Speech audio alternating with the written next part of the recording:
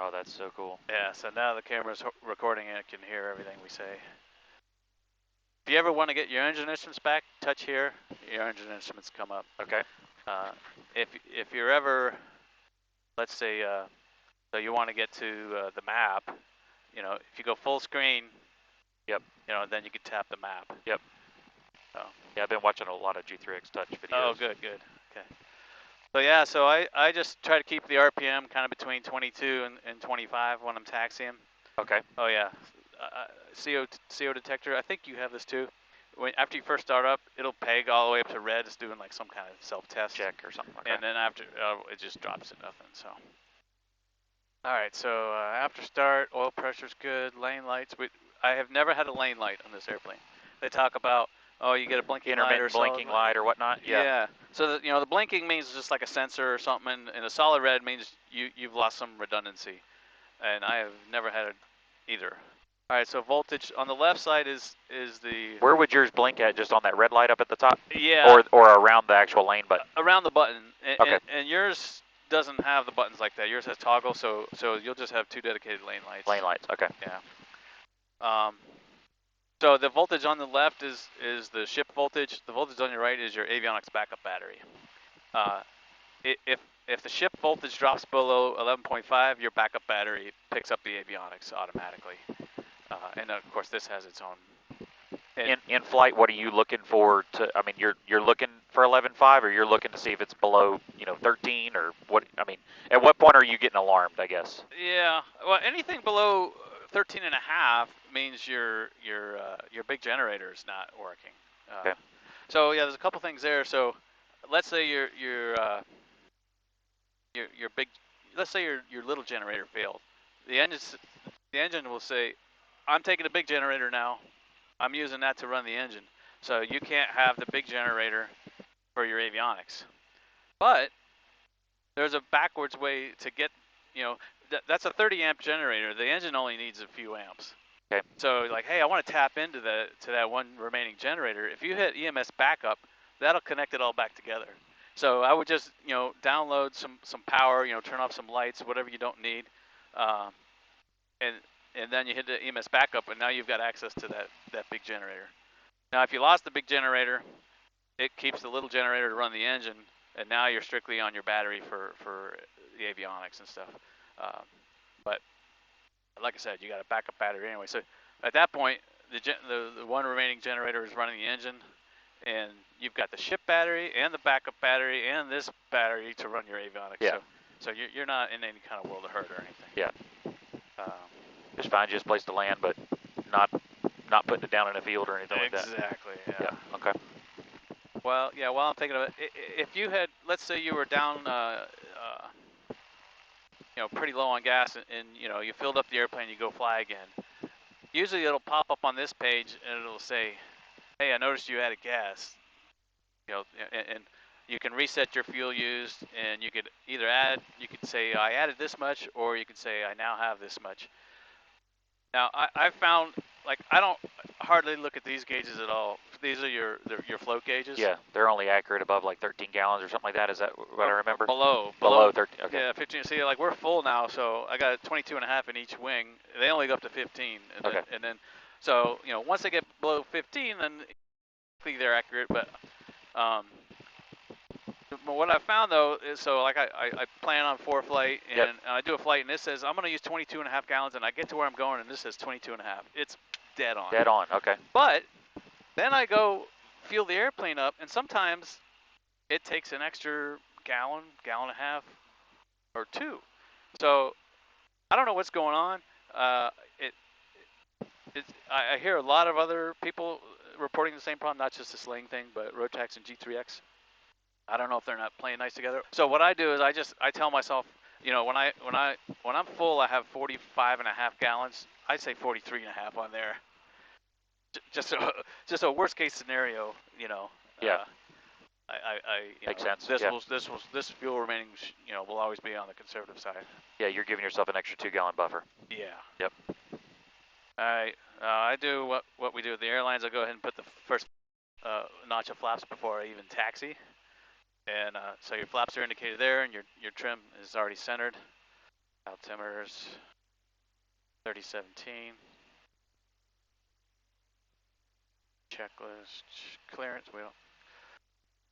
I thought maybe we could go up to Jasper, and there's a barbecue joint up there. You know, when we feel like we need a break for lunch or whatever. All right.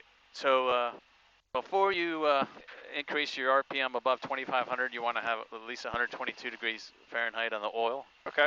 Yeah, we have that. But yeah, let's go ahead and taxi forward. So what I do, I hold that, and then with my left hand, I turn off the brake. And I don't even advance the throttle. I just, you just leave it right where it is? Yeah, because it'll just go. In fact, you know, what I end up having to do is, every once in a while, the throttle might want to creep up, so I just try to keep it between 22 and 25. And let's stop just short of these lights here. Yeah, because this is the guy, I think he's back taxiing to take off, although I didn't hear him transmit. Windsock does look like it's favoring 10, so I'm guessing he's getting ready to take off. All right, well, we can talk about Runup while he's doing his thing. Well, first of all, you'll hear different things. You'll hear people say, there's no reason to do a Runup in a Rotax IS engine because it's all electronic. If there's anything problem, it'll tell you because it'll get a lane light. Well, I'm here to tell you that's not true because when I got this engine, you know, it had been sitting for who knows how long, you know, sitting in the crate, and it had a clogged injector. And whatever fuel they used, it had some residue in it.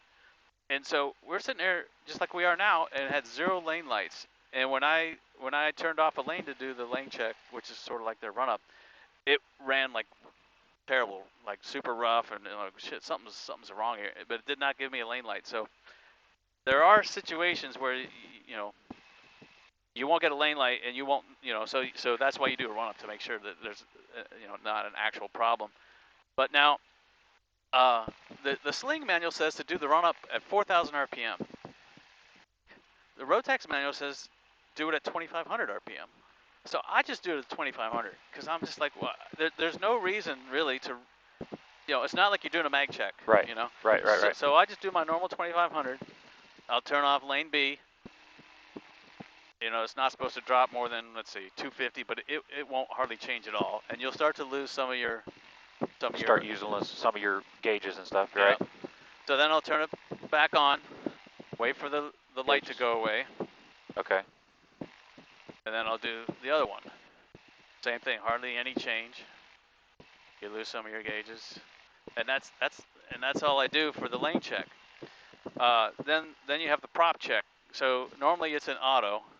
I go to manual. When you go to manual, it makes this switch work. Yeah, fine course, yep. So then I just go course for a second, and I see the prop drop, or the RPMs drop, and then I go back to auto. That's it. Just see that it recovers here. Yeah. You're really testing this more than anything. Well, you also tested that this worked to make it more coarse. Okay, gotcha. And then the other thing I do is I go ahead and you know, I only have one pump now, so I switch the other one on, and turn 2 off, and make sure the one still holds the pressure. Gotcha. And it does. And do you take off with 1, or do you 2. take off? You take off with 2, right? Yeah. Okay. So that's the only time you're using 2 is takeoff, right? Takeoff and landing. And landing. Or if you're doing like a lot of low altitude maneuvering, so that's your extra insurance policy. Just having 2 pumps on. What is your typical, you know, do you have what is your typical checklist on landing, like gumps or, you know, B gumps or something like that, or do you? I mean, props and pumps are the main 2 things. Yeah. So you set your prop back to takeoff. Yes. On landing, and then both pumps on. Okay. So I've got pumps, props, and flap. But you know, you can't forget the flaps. You can't. Yeah. You know. Yeah. And I put parking brake on there. Hello, Record traffic, bearing 7210, talk, taking half run, off runway 10, left turn out to the west. Hello, Rico. All right, he's getting out of the way. So I just remember props and pumps. And I use my checklist, but you know, props and pumps are pretty much take care of all you need. Okay. Oh yeah, flight controls. You can't see the rudder up here, so I check the rudder when I pull the plane out of the hangar. You know, the nose wheel went left, the rudder went left. Okay. You know, and then I can see that the elevator and ailerons are free and correct. Stockmar traffic, Sling 1 off the mic, back taxiing 10 Stockmar. All right, let's go ahead and head out there. Stockmar traffic clearance 721, time left, downwind departure to the west, Stockmar. We're under a 4,000 foot shelf or 5,000 foot shelf right here. It's something like that. Yeah, 4,000. Okay. We'll do left downwind. We'll go west till we're out of the Bravo and Skirt around that, yeah. yeah. Okay. All right, so run-up's basically done. A lot of people, you know, like he'll do that lane check first flight of the day, and then after that, like he'll go have lunch and he's like, I'm not gonna do it again. I do it because I mean It takes you're 30 seconds. I mean, yeah, you're at 2,500 RPM anyway. It doesn't. But you know what I do? You know, sometimes if it's not a complicated taxi, I'll just do that while I'm taxiing. Yeah, just do it right here. Yeah. It doesn't take anything. And it's great because like we were in Montreal and there was like a line of training airplanes in front of me doing run-ups, and they were like, "Do you need to run up?" And I'm like, "Nope," because I already did it. Yeah. I did it while I taxied, and I got ahead of all those guys and took off. All right, flap set, trim set. I'll go ahead and do the pump. You don't have the chute, but I pull this pin here like a Cirrus. Doors. I always have my daughter check the back hook. Yep. So I mentioned that, like when I did, my phase 1 testing. Yep. And this airplane, when I did my stalls, I noticed, my stall speeds were like 5 to 7 knots higher than the book. And I think it's because of the location of my static port. And yours is right. Yours is supposed to be dead on. Evan's doing all the new ones like he did yours. Yeah, back there on the tail, like yeah, like on the like a Vans. Yeah. So as a result, normally the normal rotation is 55, so I rotated at like 60, 62 on this. Normal VY is 75. I do like 82. What do you set your rotate is what? 60? About 60, 62. Yeah. Okay. The easiest for me is to okay, you got it anyway. Latched. You're good. Okay, cool. That VY, so we'll do it. We'll rotate 62 and then climb at 82, and that'll seem really steep, and doesn't like that. So he's got nothing but fields around him. So he just does a slight rotation and does positive rate, flaps up, and then he goes like 90, 95, sort of a cruise climb. But I got nothing but trees around here. Yeah. So I go rotate 62, pitch to 82 until I get to about 1,000 feet. Then I know I can turn back. And then I'll go ahead, well, at 300 I'll bring the flaps up, but then I'll pitch the nose, at 1,000 feet I'll pitch the nose over, do like 100, 110, and then I'll go climb power. All right, cool. So what's the runway here? Is this runway 10? Yeah, so we'll just do a left downwind departure. All right, what altitude would you like? Well, I guess we could do like 3,500. All right, cool. All right, ready whenever you are. Yep. Stockmar traffic, Sling well off the mic, departing 10 Stockmar, left downwind departure. All right, and I got some lights on, and that's it. Okie doke, my controls. Stick here good for rotating and everything, or anywhere you like to keep it? Yeah, it'll just center itself, and I just let it do that, and then there's a couple bumps in the runway that are annoying, but no big deal.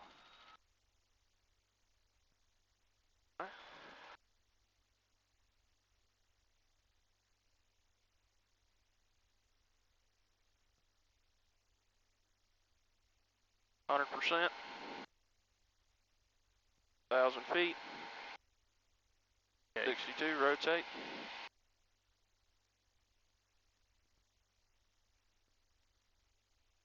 $82. It doesn't take a whole lot of rudder.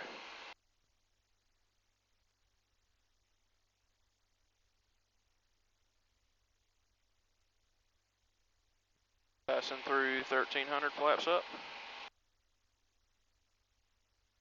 Flaps are up.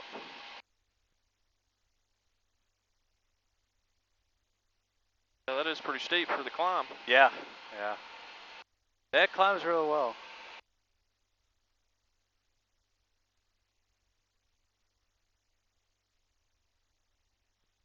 Yeah, it turned out to be a pretty decent day. Yes, sir. And we'll start making our wrong knob. So I use this for heading and this for altitude. Oh, That way yeah. you got dedicated knobs. Just do a left down one. Oh, left that one. I'm sorry. Yeah.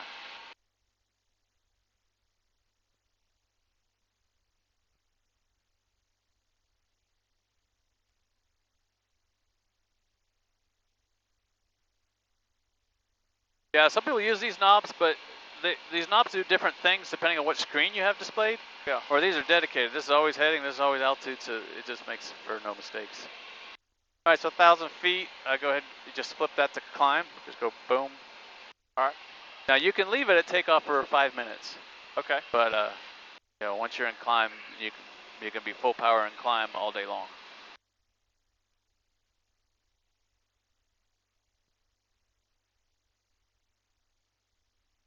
Stock mark traffic, Sling 1 off Mike, departing the pattern to the west. All right, so we got the flaps are up, we got the prop is in climb. Lights off. 1,000 to level. You'll climb at, you know, 85 or until around 1,000. What was the field elevation? It's 1,100, so we're already above 1,000. So now I'll go like 100, 110, 100 knots, you know, Gotcha. somewhere, because then you can see better. Yeah, that'll give you your flight director. Then you can use this knob to. Oh, Yeah. Well, I guess we'll get out of the Bravo, and then you could, you know, I don't know, do some turns and stalls or whatever you want to do. Stall characteristics are super mild. You almost have to work to make it stall. Okay. You know, it'll just, and then you could just power out of it. You know, it doesn't take a ton of down stick or anything like that. What do you like pulling it back to here at level flight? So 75 or? yeah, I just get the gallons per hour to less than 8, and Is that where you said it'll drop off? It goes into eco mode or whatever? Yeah, so as soon as it hits 9, to say now it's already dropping. Yeah. Gotcha. So that's eco mode. That they used to, when it went in eco mode, so you used to say eco up here, and they got rid of that. I don't know why. So they said there was a G3X update, and all of a sudden it went away. So I don't know if that's going to come back, but I mean, I like seeing the percentage of power there anyway. But it would be nice if you could go to here, and somewhere here it says eco, so you knew for sure. But you can tell by the gallons per hour.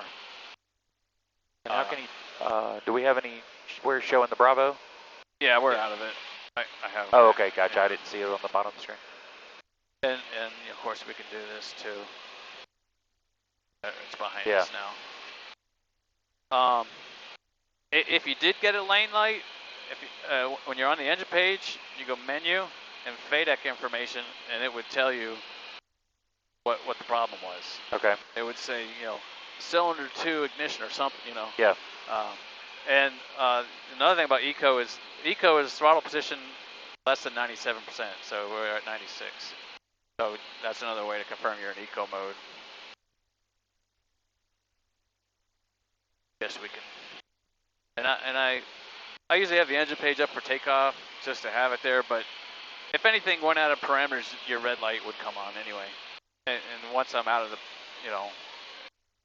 low altitude regime, I just put the map up here because you still have most of your engine instruments on the left.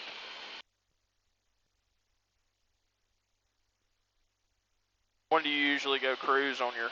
Never. Yeah. Okay. So we cruise goes to 5,000 RPM, and it's just super low. And everybody has figured out that you do faster at climb. That's wanting to slow down already. Yeah. Yeah, Evan was talking about, he can go in and reprogram it to where, if it makes you feel good that you flipped it into cruise, but it's still programmed at 5,400 RPMs. Exactly. But. Yeah, he asked me if I wanted to do that, and I was like, yeah, I'll just leave it and climb. Yeah. Well, I kind of like it like that. Like you've got it just because it's just two positions that we're worried about. Yeah. It's like. And if you were just cruising around like we're doing now, you had no place to go, and you're just, you could go 5,000 here, you could pull this back to like 5 gallons an hour, and you'll still do like 100 knots, 110 knots or something. So if you're just like sightseeing, you can make this thing super efficient. You know?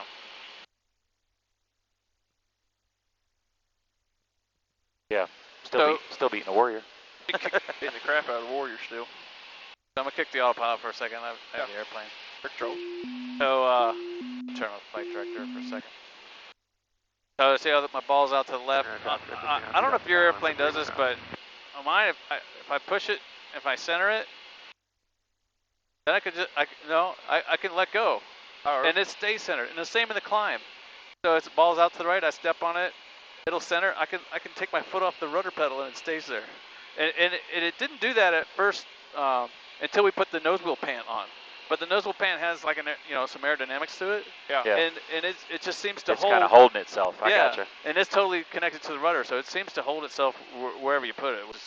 I call it my auto rudder, but That's pretty neat. yeah. What you just talked about turning the flight director off. Can you talk about the flight director? Like, what is its purpose? And I mean, I know it's the magenta boxes and that kind of stuff, but when am I using it? So flight director, and he probably already knows this, but basically you're using the autopilot's brain and you're the muscle. Okay. So that's the. So it puts the brain up there and shows you what it's wanting to.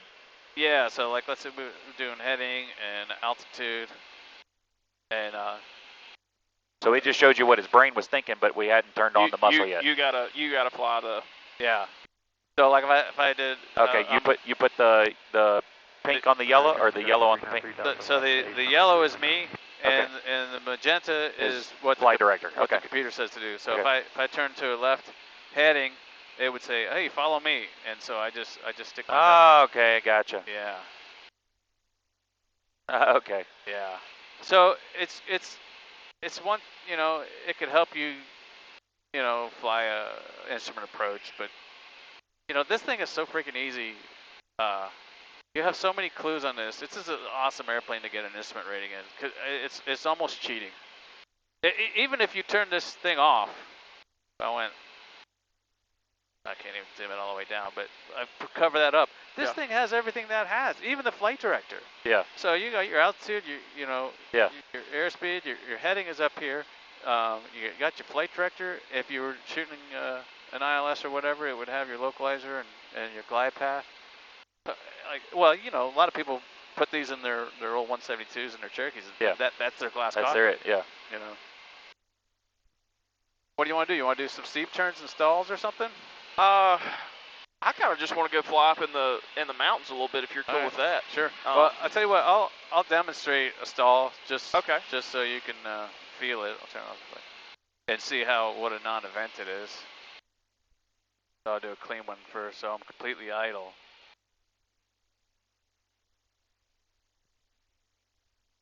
And when you get slow, this AOA comes up. Right. Yeah, I saw that in the climb.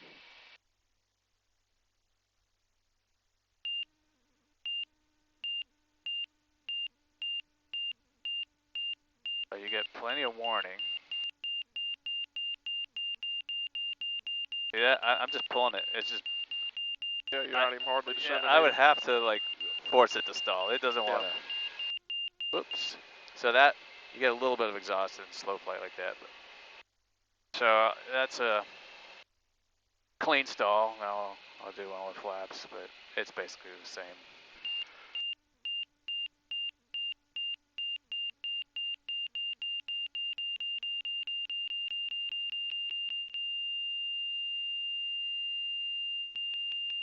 So maybe slightly more dramatic, but than the clean one. But just to add a little power, and it comes right out of it. Yeah, I mean, you really only need about 50% power. Yeah. I'm sure 100% would be way more of an event than the actual stall itself. Just going from. Yeah, and that's what we learned too. Like on a missed approach, like a go around from an instrument approach. If you go full power, man, the nose is just way up in the air. Right. And we tried to do one coupled. With the toga. Yeah. That's what Evan was saying. He was like, "Don't do the toga, but just area traffic. it kind of gets the autopilot can't keep up with the fact that it's climbing so steep or whatever." I would say use the toga button, but just don't go full power. Just bring in a little bit of power, get your 500 feet a minute or whatever. Okay, gotcha. Thank you, sir. All right. You want the airplane? Out here. Yeah, I'll fly some. You want to head to sort of up towards Jasper? That'll work. What's Jasper? Is that this one here? Yeah. Yep. And you know what?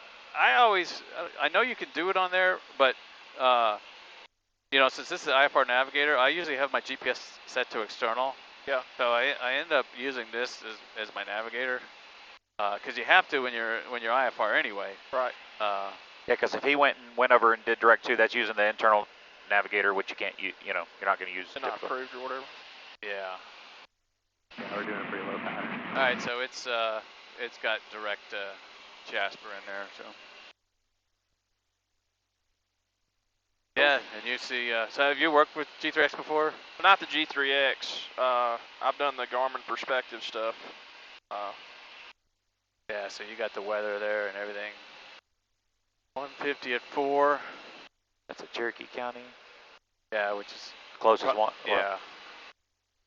Oh, and then you could do frequency, Unicom, and it puts it into standby. Getting good air back there? Oh yeah. Yeah, it's a pretty good system.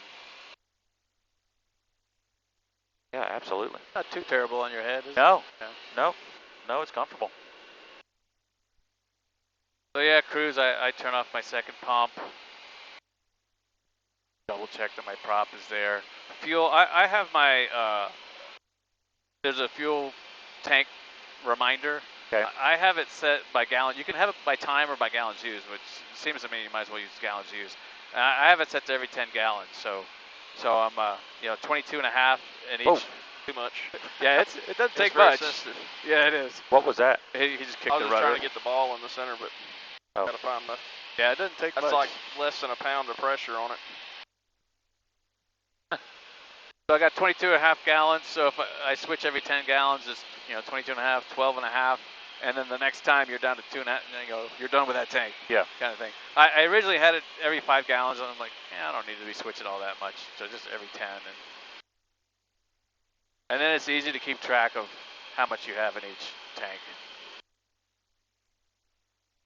And then I guess yours, you know, once you have burned a sufficient amount out of your mains, you hit a button and it transfers from your long range into your mains. Into your mains, okay. And there's just a button and it has a timer and it knows, hey, if I run this pump for X number of minutes, that'll get all the fuel out. Okay. And then it shuts itself off automatically. And that system was designed by a guy named Chris. Okay. In conjunction, you know, he built a Sling TSi in like Grand Rapids, Michigan. Him and Midwest panel builders together kind of came up with that whole timer system. Apparently it works pretty well. So, what distance from departure? Is that ETED? Destination. D is Oh, destination. estimated time en route to destination, okay. Yeah. Oh, fuel at destination, remaining, 40 gallons remaining. Remaining is now. Yeah. 36 miles to there. Yeah, and this is to whatever my next point is, and right now that's the same as our destination, but if you had points in between. And then I just throw these up for extra, you know, SA on altitudes, you know, tells us what our AGL is and what the MSA is. And All good. We'll see what they got at Jasper. yeah, Jasper has a couple of instrument approaches. I got GPS to 1.6 and 3.4. You got the plates on here? Or? Yeah. Just turn the big knob. Let's see. Menu. Chart type. Yeah, that's just for the en route chart. Oh, you go to the waypoint. Yeah. Click on your waypoint. There you go. Oh. And then you can click the button to make it full screen on that right side. To do this, And that's neat. What a game changer. yeah. And when you loaded that, it loaded, you know, it came up on my iPad and said, hey, do you want to load that in here? And I said, okay, That's sure. the flight stream thing, or? Connects, they call it. Gotcha. Yeah, it's Bluetooth. The flight stream is the older one. Yeah, so you got the two G3Xs. Do you use ForeFlight now? Or? I do. Yeah. Yeah. So I know one guy that's got the two G3Xs, and he bought an iPad Mini and mounted it right over there. Yeah. Just so he has ForeFlight as well. Yeah, I'm sure I'll still be using ForeFlight in the plane and everything.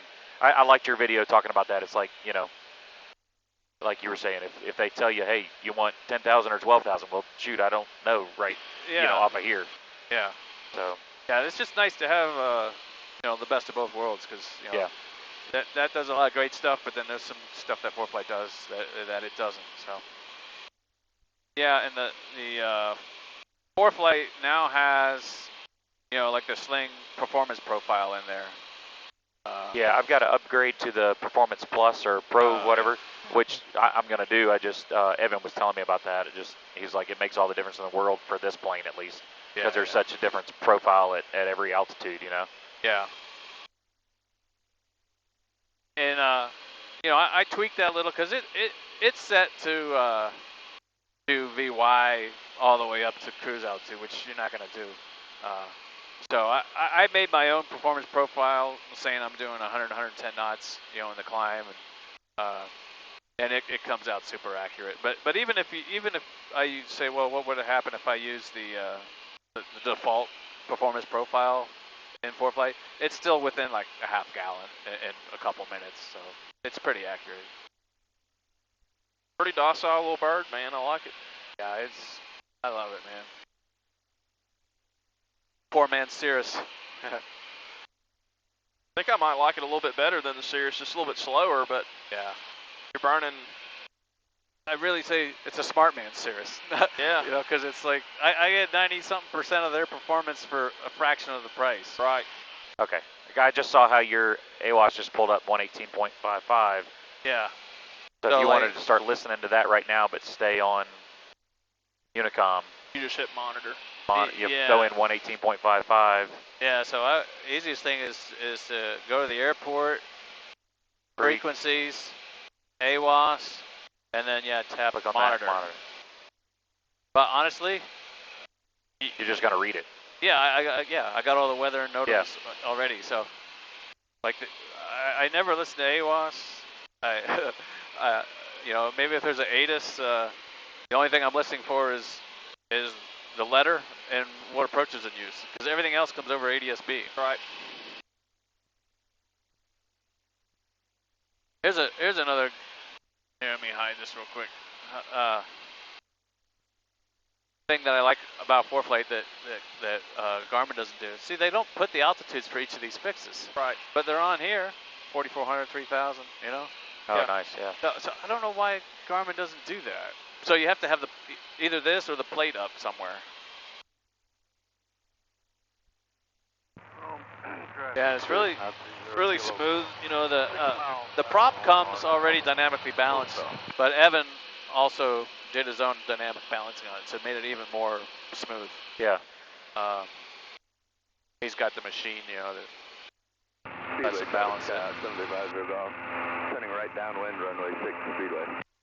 But I've had people say, there's always misconception about Rotax engines. Like, well, isn't it crazy loud because you're doing 5,500 RPM? Like, no, it's quieter because the prop is at a slower RPM than it is on most airplanes. You know, it's probably like 2,000 RPM right now, or 2,100 at the most.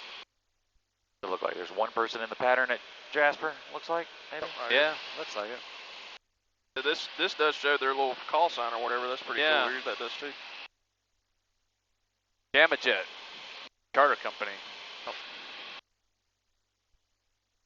Yeah, I also feel like the traffic looks a little more prominent on ForeFlight than it does on there.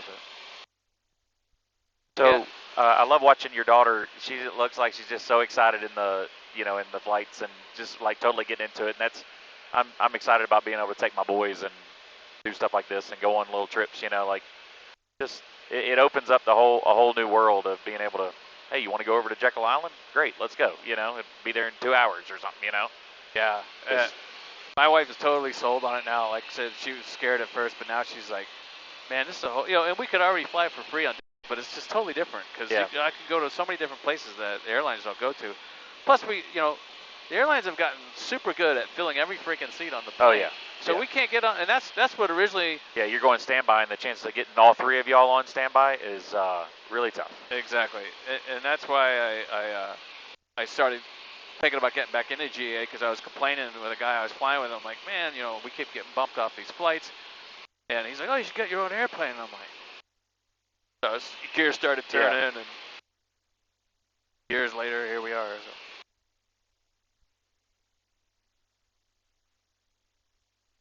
So. Okay. So then I'll do like 80 on base and on final. About 72 on this airplane. Yours will be like 65. Okay. Essentially, you're flying the same speed there. Oh, yeah, kind of picked up on the car about that. So you may have to go all the way to idle to get it to slow to 85.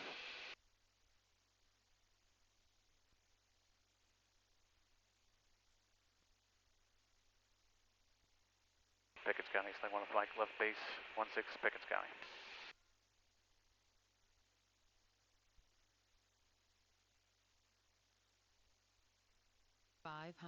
Flaps in the turn or no? You can, yeah.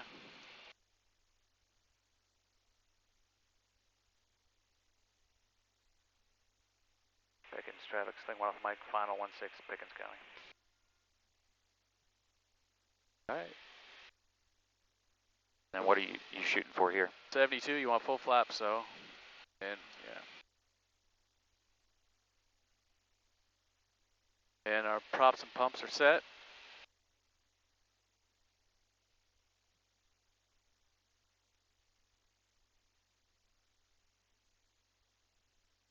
Barbecue place is right underneath us right there. Oh, perfect. We're early though. There's nobody there. Oh, there's a couple of cars there. Yeah, we're early.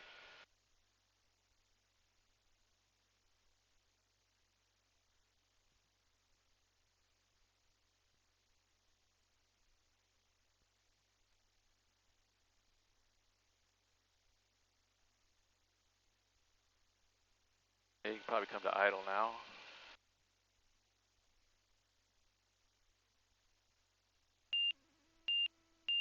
Right there. Beautiful. Thanks, sir. Yeah, let's go see what's up with Yeah, that that's what I airplane. was gonna say. It's a collapsed gear or something, maybe. That had to be that same guy. Oh yeah, he's got like caution tape all over him. Oh.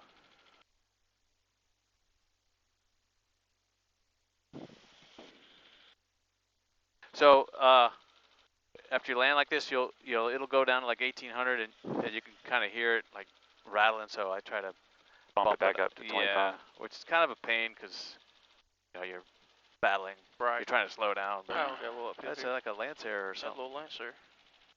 Dang, that sucks. Yeah.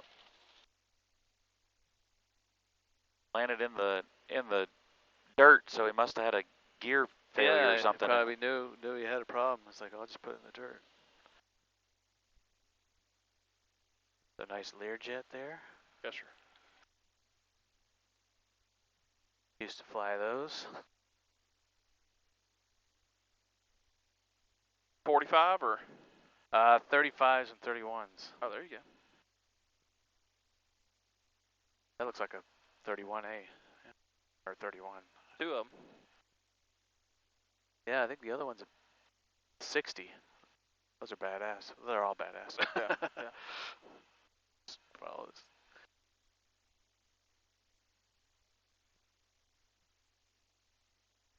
yeah, you get used to getting a lot of attention on the ramp with this thing. Really? What is that? Or, oh, that's the Sling, isn't it? I haven't seen one in person. That's cool. Yeah.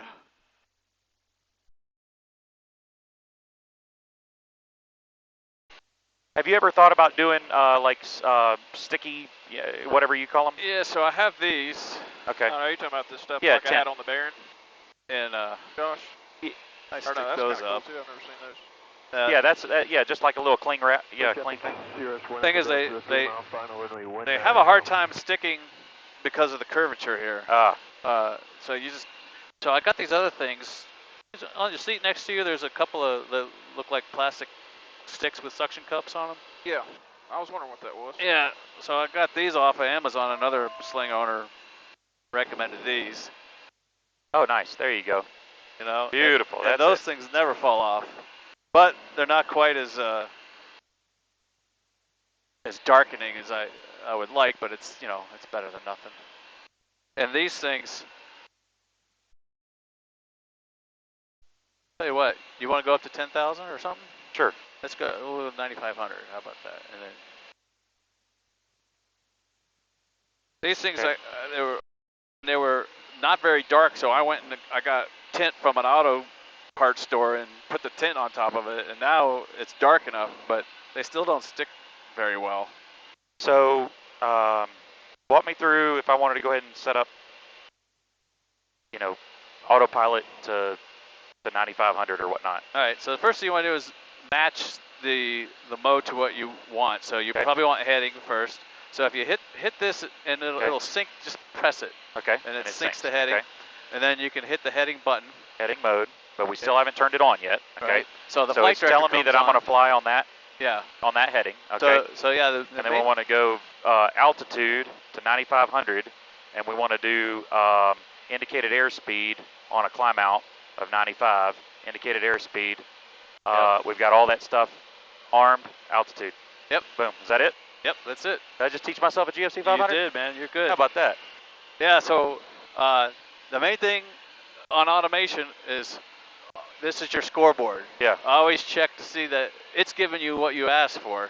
And get it all set up to what you want it to be before you turn it on. Yeah. Right. That's a good idea. Don't go trying to chase it. And if you didn't set anything up and you just hit autopilot, it would go to a wings level and a pitch, and it would just hold that pitch and it would hold the wings level. But it's not really holding the heading, and it's not really holding an indicated airspeed. But at least it's something. So you could just and hit the button and it'll just hold what it's got until you put the modes in. But yeah, I like the way you did it better. You set your modes you want first and then go. So yeah, it's about 700 feet a minute at a cruise climb with 3 adults on board. Pretty good. Yeah, and I'm still pretty good bid. I could. Yeah, you could go steeper if you want. Go steeper. Yeah, it's not even the best way to climb. Oh, that's cool. It's telling you, it's pointing to the nearest. It's gonna, Now, am I correct? If you press and hold direct for 2 seconds, it's going to start trying to turn and get to Cherokee County, right? Yeah. I'm not sure if it's 2 seconds or 5 seconds, but yeah, if you press and hold that, it'll go to Smart Glide. Okay. And it pitches for best glide and turns there and everything. And I think it sets up 21.5 in the standby, and it's pretty slick. What did you just change over here? Oh, I have a reminder that says, hey, check your oxygen level every 20 minutes. So I just turned that off. And also, airspace warnings come up here and say, hey, you're approaching the Bravo, and I just cancel it out. Gotcha. So I'll show you the VPX. You can go on here. Oops, and that's your electrical system. Yeah, so if you had to start shedding loads so for any reason, you start coming in here figuring out which ones are your biggest offenders. I guess I can start doing like this, right? Yeah. Figuring out which ones are the biggest offenders and start shutting them off if I had to. Yeah. So you just check a check box and it'll turn that off. So that's like your circuit breakers. So you'll see it can hold 30 amps, and a normal flight. Well, now I even have the landing lights on, and we're like 10 amps. It'll bounce up like when a strobe flashes, But the steady is a lot of times it's only like 5 amps. And we also have 2 pumps. The pumps are hydraulic. Oh yeah, too. You want to turn one of these off at this point, right? Turn Yeah, off but before you do though, I want to show you like the 3rd generator, and it's like, oh, you're gonna, if you have all your items on, you can overtax the generator in there. But I've had everything on and still not exceeded 30 amps. So I got the pitot heat on, that's high draw. I got 2 pumps on, that's high draw. I got all the lights on, that's high draw. We're still 15 amps. And then I turned the heater fan all the way up. That's still 20. Yeah. It'll bounce up when the strobe flashes, but so that's everything on in the airplane. Yeah. So I think it's totally fine. I'll turn some of this off now. I'll leave the strobe on.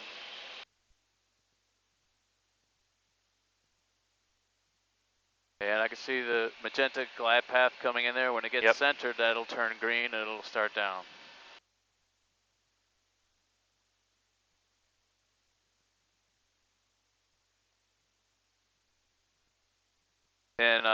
And we'll do a missed approach. So I'll show you how that's like with the autopilot. And I'll just be gentle with while I'm adding the power. So glide path is captured. Yep. And it'll slowly start pitching down. And when it does, I'll have to pull back to power. Try to maintain 90-ish.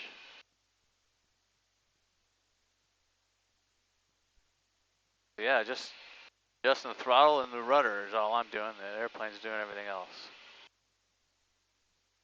Paulding traffic, Sling 1 Alpha Mike, 1 Alpha Mike, 4 mile final 13 Paulding County for a missed approach. Yeah, it's sort of chasing the glide path a bit, and that may be a setting I have to change on my G3X. I'll show you how to do that too, and it's just something you have to tweak over time. Get used, keep trying different settings until you find what works. It was kind of settling down. Paulding traffic, Sling 1 Alpha Mike, 1.5 mile final 13 for a missed approach to Paulding County. All right, so let's say Charlie, we'll continue inbound on 32. I want to go missed approach now. So hit the go around button, flaps, and start adding power. Now it kicked off the autopilot, but I could just, if I wanted to, I could just get the nose back in the crotch, and I could couple it back up again. So autopilot, it's in GA for go around and GPS for the track. Paulding traffic, Sling 1 Alpha Mike on the missed approach 13 Paulding County.